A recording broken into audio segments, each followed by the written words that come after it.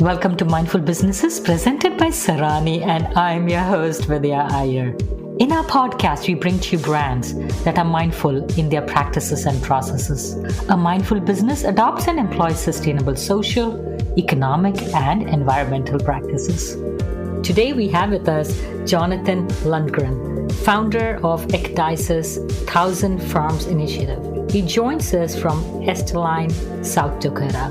Welcome, Jonathan. Thank you so much for having me.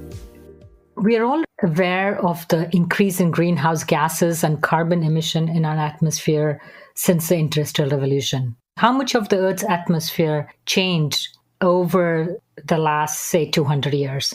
Well, it's changed substantially, I think, is the answer. And depending on who you talk to, those numbers may vary a little bit. But rest assured that greenhouse gas emissions have increased. Climates are definitely changing, and they're likely caused through our activities. And how much of it is caused by human activity? Because there are people who say, oh, this is evolution, and we had these things all the time. It is cyclical. How much of these changes are anthropogenic or pollution caused by human activity? There certainly has been fluctuations in climates and greenhouse gas levels over the eons on our planet. A debate about that. What's different this time is the magnitude and the rapidity of the changes that are happening. We can chart that directly as human populations have grown. Throughout the Earth's history, life has helped to guide the climate and shape the climate and also atmospheric gas levels and things like this. And it's been able to successfully keep it within a certain range. The disruption of life is something that's kind of occurred on Earth at an unprecedented level. The species loss is pretty profound. And that disruption is manifesting itself in a pretty drastic fluctuation in our climate and in our planet's status. So the disruption of life has produced a dramatic change or fluctuation in things like climate and atmospheric gas levels, I guess, and balances in those. So when you said rapidly and drastically, give us some numbers. Well, species loss, we're losing about 10% of species per year. At that rate, the FAO is talking about losing in topsoil on the Earth and how that's related to our food systems. They estimate about 60 years left of topsoil at this rate. And at that same rate, we'll lose most species of life on Earth, the majority of species, if we continue on our current trajectory, is going to be gone. You look at just invertebrate populations, things like insects or butterflies and things like this that we need. Pollinators are another good one. Recent studies show that we've lost, over the last 27 years, about 60% of the biomass of these organisms in certain regions. And that life does things. It helps to produce that homeostasis that the planet needs to continue. And we need to continue on this planet. You're throwing out some really startling statistics. 60 years, so in our children's lifetimes, yes, they could see this? Yes, there's a real sense of urgency. Things have to change, and they have to change now. Once we hit a certain tipping point, it gets harder and harder to reverse the trajectory of the planet. Ecdysis's purposes, I estimate that we've got about 10 years that we have to change our food system in order to use it as the tool that we need to help solve these planetary scale problems. That's a big ask. The status quo doesn't operate in that kind of time scale. We operate in small increments, but that means that bold action is needed. The status quo isn't getting us where we have to be, and so we have to think outside the box. Let's just talk about dirt. Essentially, there's carbon in the soil, that is SOC, soil organic carbon. What is SOC? Soil organic carbon is SOC. So this is part of the soil fraction that is directly related to carbon sequestration out of the atmosphere, putting this back into the soil. At the end of the day, soil carbon is the output of life. You don't get carbon without life. And so life is the big mitigator in a lot of these discussions that we should be having right now in terms of soil carbon sequestration, desertification of landscapes, biodiversity loss, obviously, but even pollution and things like this. And a lot of things like agrochemicals that we're putting out there probably aren't necessary if you have a balanced food system. How is that different from soil organic matter? It's often interchanged. Yes. But not correctly so. Right. I guess that soil organic carbon is one component of soil organic matter. And so there's other items that are being measured within the soil organic matter that would influence that. But they do tend to scale together when we're reporting these values. So the SOC is the product of carbon sequestration. Correct, yeah. There are several ways that the carbon in the soil has been depleted since the Industrial Revolution. Yes. How much has the soil depletion contributed to the carbon in our atmosphere? I don't know the exact proportion that comes from the soil versus from the oceans, from emissions that we're producing from like our vehicles or methane from animals or what have you. But certainly there was a lot of carbon down in the soil, and breaking that soil up ended up volatilizing a lot of that carbon. And so that is what's kind of it's a component of the carbon that's in the atmosphere. And the life back in the soil ends up becoming an important mitigator of that relationship. So it helps to draw carbon out of the atmosphere and put it back into the soil. That's where the carbon came from originally, is the life on our planet.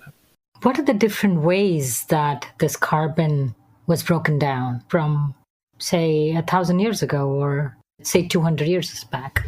Through tillage, we broke up the soil and allowed that to volatilize up into the atmosphere. We lost a lot of our organic matter of our soil through farming practices, and also through removing fossil fuels that were deep down in the earth.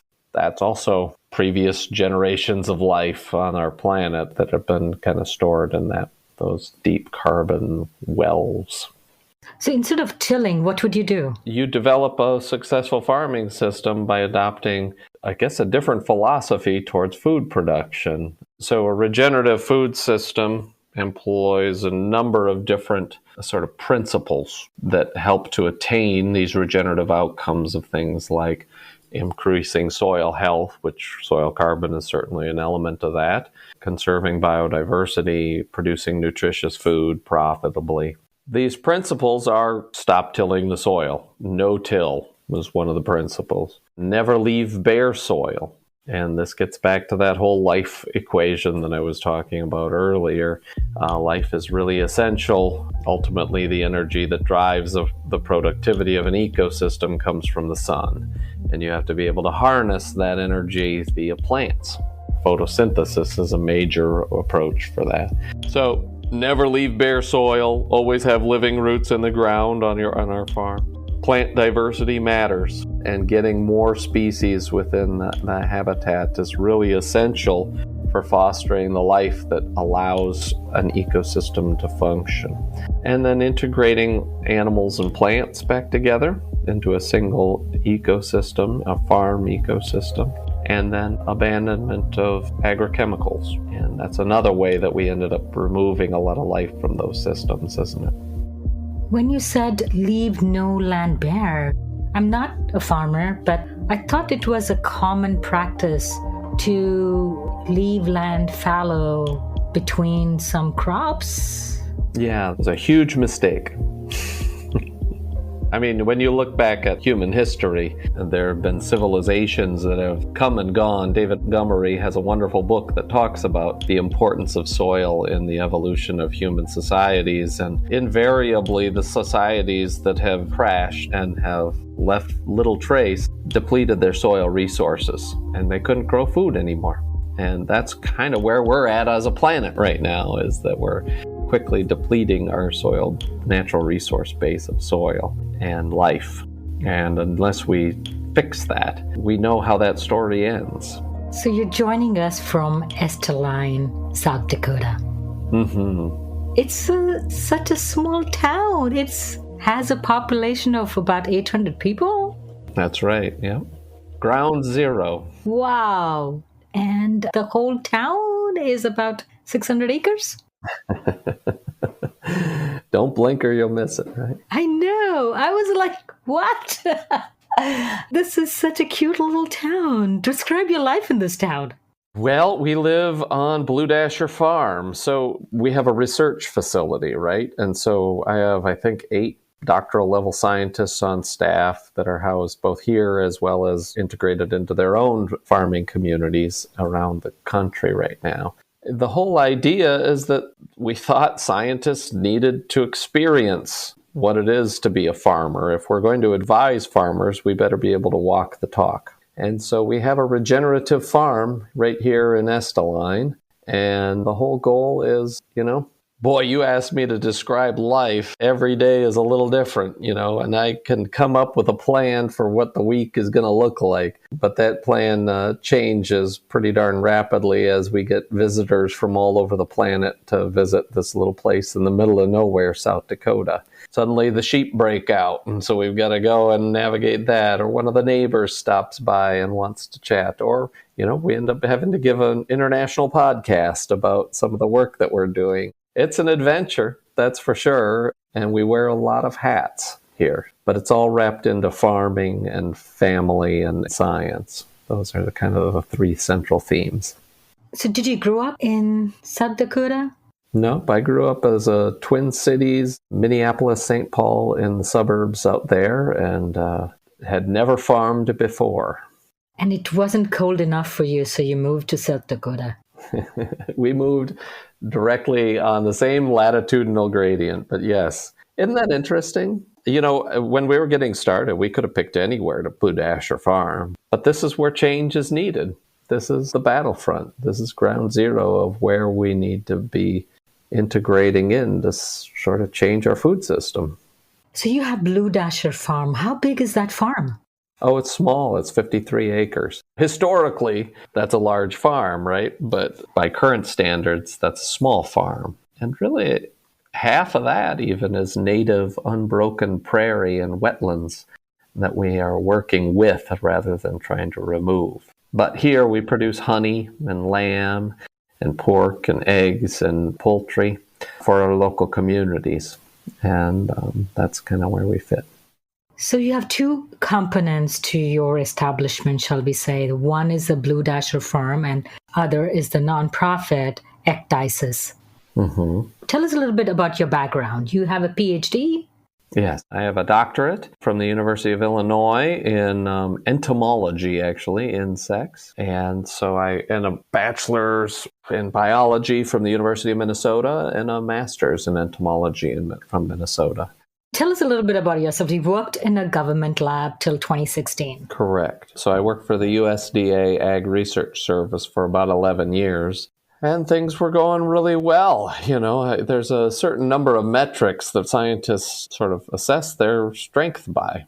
I had some of the best statistics in the business. I was one of the top young scientists in the country and received an award at the White House from Obama. And then I started to meet farmers that were doing things that science said couldn't happen. They were farming without a lot of inputs. And they weren't experiencing things like insect pests. And they were focusing on crazy things like soil health, which was, I don't think anybody even really knew what it meant back then. I also started to meet beekeepers, and the beekeepers were saying that pesticides were killing the bees. We started to use our science to sort of validate that.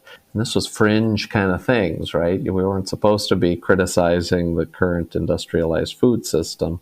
And everything started to change. And it became really clear that, if we want change, it's not going to come from within. I think that science and the infrastructure needs to evolve if we're going to be ushering in sort of this macro evolutionary change to our food system. We need to be thinking outside of the box as far as interdisciplinary science. We need to think about the different metrics that we're assessing scientists by and try to make those conform to the problems that we're trying to solve. And that led me to quit and start something totally different. Grassroots science.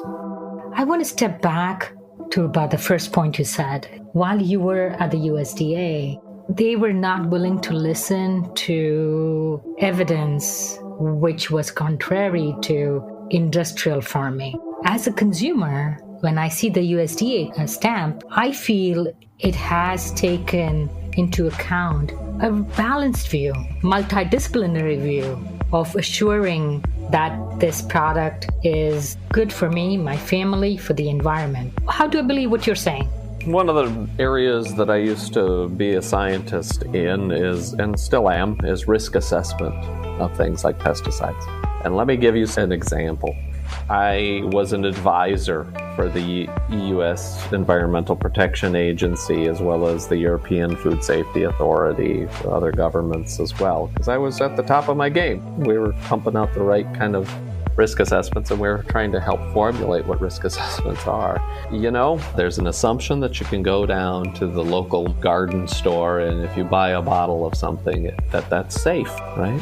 That somebody is watching and that it's safe. I could tell you, nobody is watching.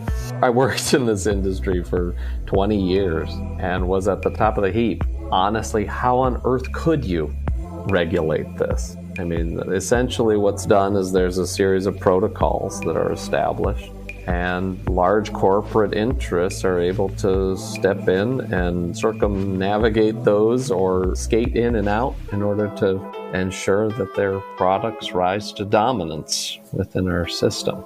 And there's very little policing of the impacts of things like pesticides and chemicals. I don't know how you would even approach that. As a risk assessment scientist, these are very, very difficult questions. How on earth, and if organization like a regulatory agency is completely gutted funding-wise and they're constantly having to pursue or balance between the revolving door of special interests that come into these federal agencies versus hiring out their top employees over to these organizations, it's a mess. And so, you know, change doesn't come from governments very often. Governments don't lead, at least. They follow. And right now, there is a lot of change happening to our food system.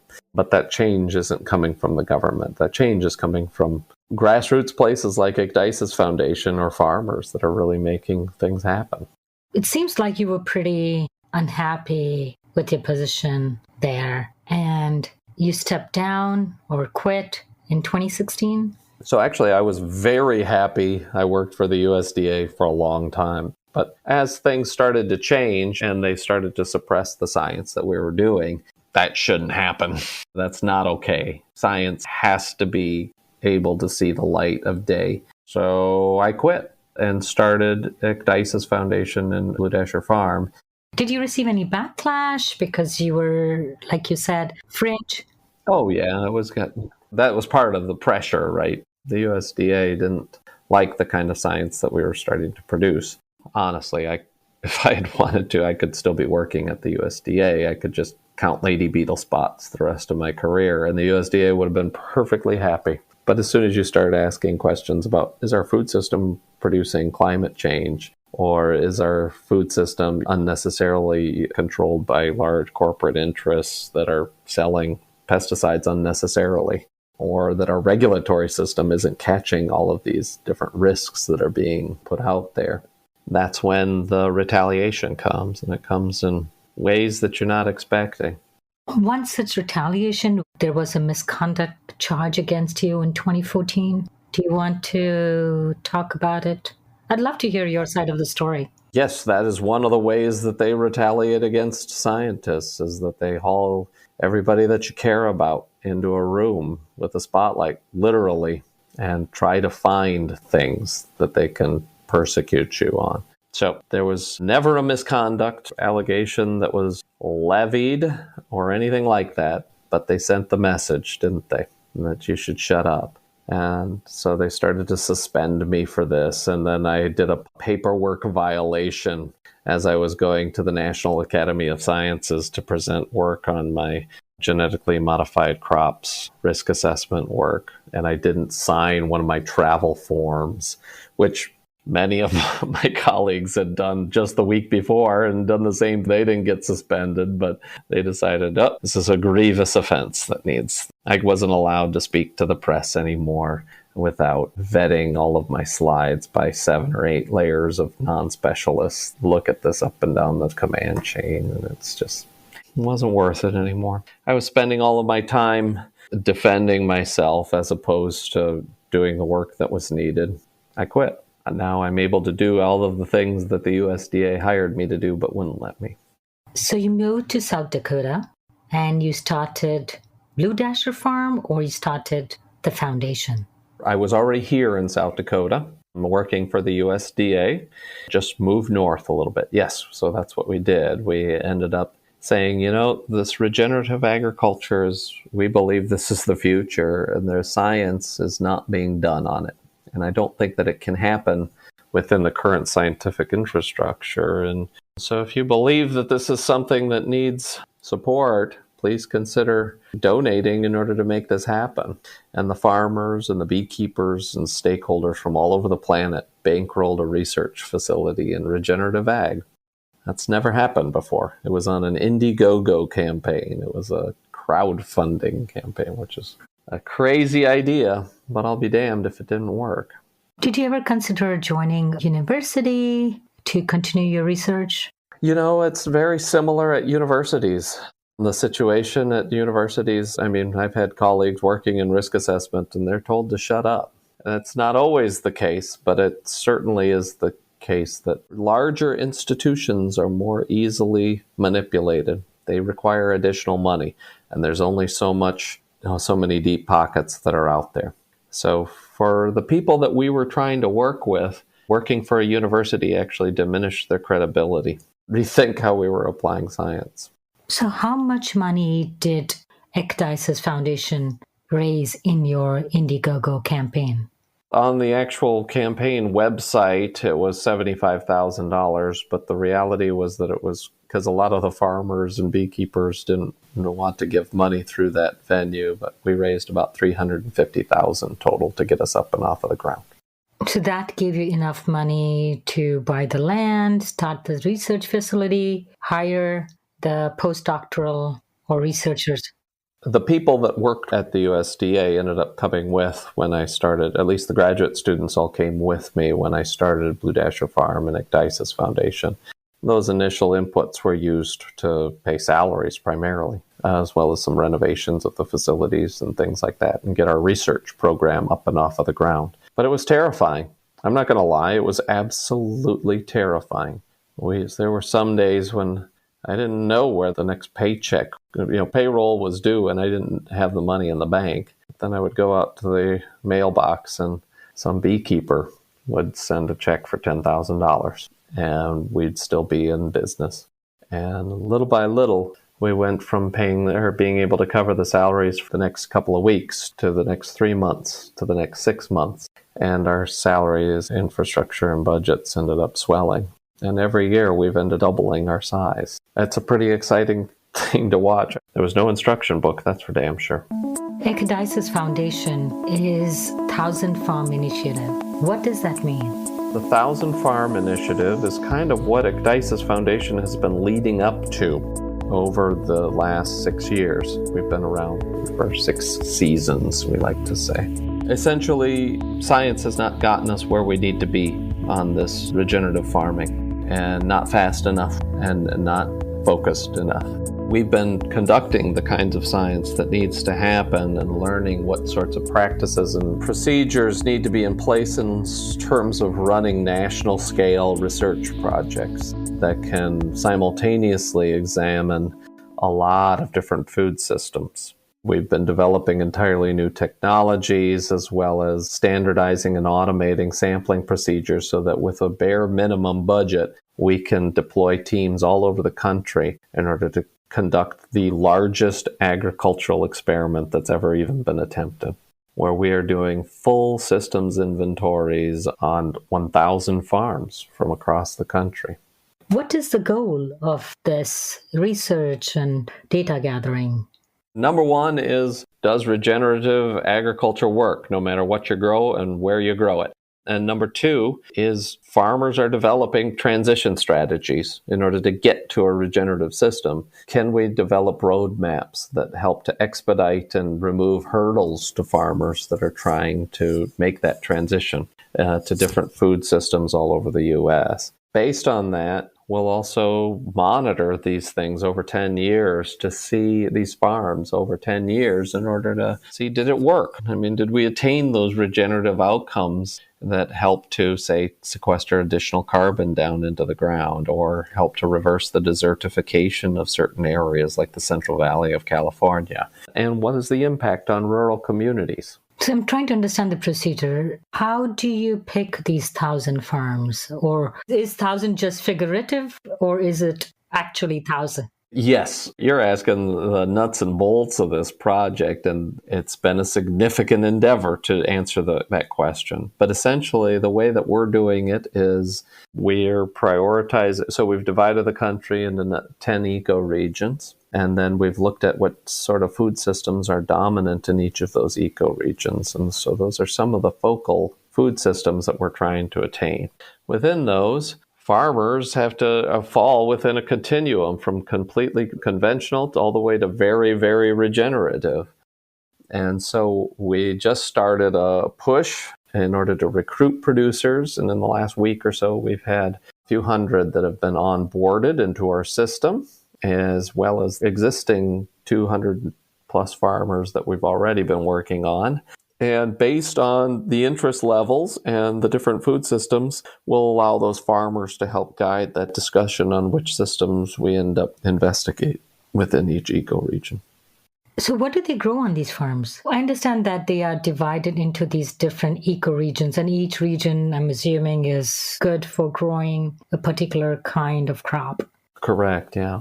Are they able to be profitable? Because right now, the whole supply chain, the whole thing is so geared to mass production. For instance, corn, right? The corns are the exact size, their exact shape, so they pack well, they travel well, picked at this exact moment. Whereas your corn may have an extra year. It may have, it may not be as commercially suitable. How do your farmers make money? How are they profitable? How are they able to sustain and support their families and employees? The regenerative farms, in our economic analyses of these different systems that we've worked on so far, show that these farmers tend to be about twice as profitable as their conventional neighbors. It's a very profitable business model. We'll be documenting that in a lot more food systems to see all of the myriad ways they accomplish this, but reducing input costs is a big one, including the cost of agrochemicals like fertilizers and seed costs that have genetically modified traits. They also market their products differently. And some of them receive a premium because they're regenerative or they're organically certified. But that doesn't have to be the case. They can make just as much money as their conventional neighbors by farming regeneratively. When they do certify that, they make a lot more money. So that's always a nice benefit when you're a farmer. There's a movement from organic farming to natural farming. Is that something that your farms focus on, or are they, when they talk about natural farming, they actually mean regenerative farming? I don't know that term, natural farming, but certainly regenerative farming is natural. In fact, it's kind of I think it adheres more to the fundamentals of what organic was back when it first in its inception than it is right now, based on regulatory procedures that have been co-opted by large corporations within our organic system. But when you find a truly organic farm, typically they're well characterized as regenerative as well. We had on our show Polyface Farms, who is a leader in regenerative farming. He conducts tours, educational programs. But you do something called agroecology? So Polyface Farms would be an excellent example of a regenerative farm. a closed system, life in balance, and integration of stacked enterprises in order to make a successful business model and grow food for a large portion of the community. Yeah, so agroecology is the application, I guess. Ecology is the study of how different sort of components of an ecosystem interact or within a habitat, all of the different interactions of both abiotic, things like weather or the substrate of a soil, as well as the biotic systems and how they merge together. And agro just means we study those in farmland. You were trained as an entomologist, right? And we spoke about how we are losing the insect population on our planet. Yes. Because of various reasons. One may be excessive use of insecticides, pesticides, but we need these insects. Could you give us a few examples where insects actually help the plants? Plants can't live without insects. We can't live without insects. We can't live without life. So all of those organisms, all the critters that live out there, I mean, we wouldn't be humans if we didn't have those organisms in our lives. Plants are just the same way. Think about pollination. Think about cycling of nutrients within the soil. Insects are absolutely indispensable in recycling those nutrients and returning them back into the soil so that we can feed the next generation of plants. I mean, insects shape the colors and the flavors and the smells of our world. It would be a much different planet. We wouldn't have things like angiosperms if we, like flowering plants is what I'm referring to there, if we didn't have insects. They co-evolved together. So what do you plan to achieve with all what you're doing? You're almost spearheading a movement, I would say. What is your ultimate goal? The ultimate goal is to have a planet where we can coexist with nature. And our food system is an inherent interface between us. What is the goal? We are going to reverse these planetary scale problems using our food system. And so we're going to have to conduct the science in order to make that happen. At the end of the day, what is my goal? I want to be able to relax with my loved ones and and know that we've set the planet on the correct trajectory where I don't have to worry about whether it's going to be there for them. You were serving the marginalized communities. Oh, yeah, that's right. It's on the Ecdysis website. So a big part of this is to try to help promote native and underrepresented farming group, especially indigenous food pathways would be a wonderful outcome. Demonstrate that that these are a viable and extremely important component of our food system that we really need to learn from. They've been marginalized as the industrialized food model kind of has moved forward, but there's a lot of ancestral knowledge there that we can be relying on as we move forward. The goal is to have a large component, hopefully 20% of the farmers, be from underrepresented groups, be they women-owned operation or minority-owned operations or indigenous, which sounds, 20%, that's not a lot. Right now, I think within these groups, it's less than 1% is within our farming community. So they're really finding 20% is really the challenge for us. So far, we've been very successful, though, as we start to dig. In our almond study that just came, we're about to leave for California here in 3 weeks. About 30% of those farmers ended up being both women and minority-owned farms. So it was wonderful to see that response, and we're hoping to replicate that across the U.S. One takeaway the cynic in me takes from your research is that I won't have the variety in my grocery store. Will that be the outcome of your research? No, in fact, we'll have more variety in our grocery store. Right now, our food system, well, can we feed the planet or whatever? The reality is that 180 million acres in this U.S. is devoted to food we don't eat, corn and soybeans. I don't know about you, but I don't remember the last time I went and took a bite of corn grain. Turn it into fuel for our cars. We turn it into feed for animals that would rather be eating grass. And that system is breaking. The ultimate outcome of a regenerative food system is diversification of our food and the things that we produce and increasing the nutrition of the products that we're raising. It's a win-win. As consumers, we win with a regenerative food system. As conservationists, we win with a regenerative. Farmers win because they're more resilient and profitable. It's really one of these situations where there's an awful lot of winners that you don't see all the time in conflicts of sorts. A really good solution. On that uplifting note, thank you, Jonathan, for coming on Mindful Businesses. Wishing you all the best on your journey, and hope we will speak again in 10 years or maybe sooner to learn about the progress Ecdysis Foundation has made. Well, the pleasure was all mine. Thank you so much for giving me some time. You're listening to Mindful Businesses, hosted and produced by Vidya Iyer. We'd love to hear from you. Send a voice note with your questions or comments to info@mindfulbusinessespodcast.com. Subscribe, rate, and review us on Apple Podcasts. If you learned a thing or two from this episode, share it with one friend. We recorded this podcast in Lafayette, Indiana. Theme music was composed by Tatum Gale. Our marketing assistant is Caitlin Milligan. Our advisors are Jim Stone and Anupama Bashricha. This is Vidya Iyer with Mindful Businesses.